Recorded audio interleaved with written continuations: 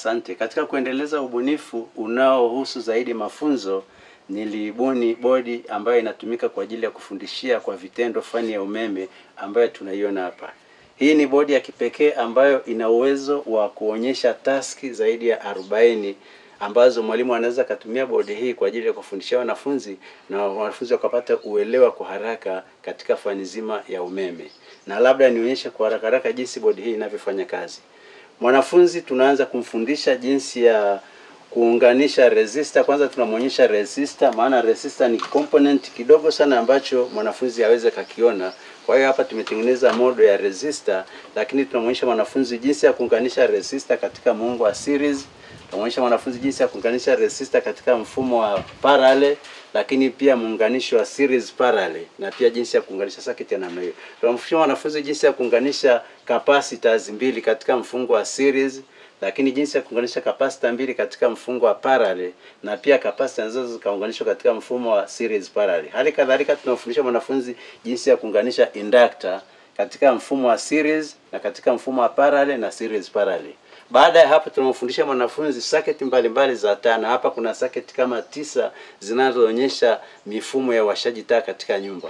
Mfumo wa kwanza hapa unaonyesha jinsi ya kuwasha taa kwa kutumia switch ya njia moja, kwamba hii switch inaweza nikawashia kutoka position moja tu ambayo inatumika kwenye vyumba vya kawaida. Circuit ya pili hapa inaonyesha mfumo unaoitwa two way au circuit ya njia mbili, ambapo taa yangu naweza nikaiwasha hapa nikazima hapa, au nikawasha hapa nikazima hapa. Hii taa inaweza kutumika kwenye master bedroom, lakini pia kwenye corridor ndefu. Lakini kwenye nyumba za gorofa tuna circuit ambayo inaitwa two way na intermediate, kwamba hii taa yangu moja naweza nikaiwasha kutoka sehemu 3 tofauti. Kutoka point A naweza nikaiwasha na kuzima, kutoka point B naweza nikaiwasha na kuzima, na kutoka point C. Hii circuit inatumika zaidi kwenye magorofa. Hapa tuna circuit nyingine ambayo inaitwa ni two gang, ambayo inaweza kutumika labda taa moja inawasha taa ya chooni na nyingine taa ya bafuni. Lakini hapa tuna mfumo mwingine unaoitwa 3 gang, ambapo hii switch ina vinobo vitatu, kila kinobo kinakuwa kinawasha taa yake, na labda taa moja inaweza ikawa ya sebuleni, hii inakuwa ni ya dining, na hii hapa ni taa za nje. Lakini pia tunamfundisha mwanafunzi jinsi ya kuunganisha taa mbili katika muungo wa series zikaa katika mwanga ambao ni hafifu, kama tunavyoona kwamba hizi taa zimeunganishwa series, na ikitokea kwamba taa moja imeungua basi ile nyingine haifanyi kazi. Tunamfundisha mwanafunzi jinsi ya kuunganisha taa mbili katika mfumo wa parallel na zile taa zikawaka kwa mwanga mkali. Lakini pia tunamfundisha mwanafunzi jinsi ya kuunganisha taa ambayo unaweza ukaongeza au kupunguza mwanga wake kwa kutumia switch inaitwa dimmer switch, kwamba hii switch nikiwasha naweza nikaongeza mwanga wa taa yangu au kupunguza. Tunamfundisha mwanafunzi jinsi ya kufunga taa ya security ambayo inajiwasha yenyewe, usiku giza likiingia taa inawaka na asubuhi kukucha inajizima. Mifumo yote hii tunamfundisha mwanafunzi ili akitoka hapa aweze kwenda kufanya kazi. Lakini pia tunamfundisha mwanafunzi jinsi ya kuunganisha switch socket za aina mbalimbali kwenye nyumba. Kuna mfumo unaoitwa radio circuit ambao socket zimefungwa katika mfumo mfuatano. Kuna mfumo unaoitwa ring circuit, socket zetu zimefungwa katika mfumo wa duara. Hii inakuwa ni ring circuit lakini inakuwa na spar. Tunamfundisha mwanafunzi jinsi ya kufunga kengele ya umeme kwenye nyumba, na tunaweza tukaiona inafanya kazi kengele yetu hapa. Kitu tunamfundisha mwanafunzi jinsi ya kufunga switch ya TV kwenye nyumba. Tunamfundisha mwanafunzi jinsi ya kufunga switch kwa ajili ya heater kuchemshia maji, inaitwa double pole switch. Tunamfundisha mwanafunzi jinsi ya kuunganisha switch ya jiko, cooker control unit. Lakini pia tunamfundisha mwanafunzi jinsi ya kufunga mota kwenye nyumba, na hapa tunaona mota ambayo inafanya kazi kupitia kwenye switch hii. Baada ya hapo tunamfundisha mwanafunzi jinsi ya kufunga vifaa mbalimbali kwenye nyumba kama circuit breakers za aina mbalimbali, kuhusu transformer na hata mota na muundo wake jinsi inavyofanya kazi. Tunamfundisha mwanafunzi jinsi ya kufanya soldering, jinsi ya kuunganisha resistor kama hizi kwa kutumia soldering gun.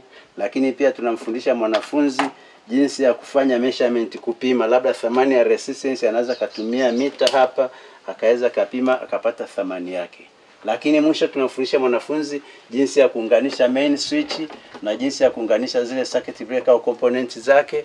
Tunamfundisha mwanafunzi jinsi ya kufunga mita ile inayosoma au energy meter inaonyesha kwamba umeme umetumika kiasi gani. Lakini pia mwanafunzi ili aweze kujiongeza na kujiajiri tunamfundisha kuhusu mfumo wa sola. Kwa hiyo hapa tuna modo ya panel ya sola ambayo tunamfundisha mwanafunzi jinsi ya kuunganisha hii sola na ikaweza kutumika kuwasha taa katika nyumba. Kwa hiyo kwa kifupi, kwa kutumia bodi hii hapa inamrahisishia mwalimu kuweza kufanya kazi zote nilizozitaja hapo na mwanafunzi akapata uelewa kwa urahisi. Kama unavyojua kwamba mwanafunzi anaposikia huwa ni rahisi kusahau.